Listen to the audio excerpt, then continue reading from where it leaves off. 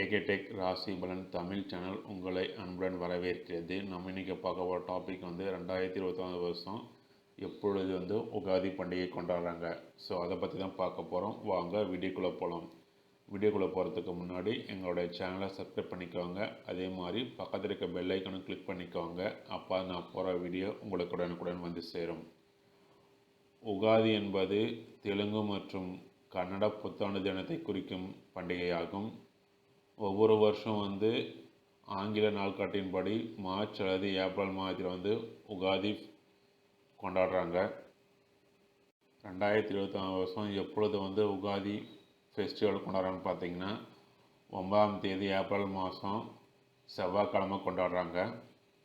Ugadi timing பார்த்தீங்கன்னா திதி start ஆகுது 11:50 PM ஏப்ரல் 8ஆம் தேதி ஸ்டார்ட் ஆகுது.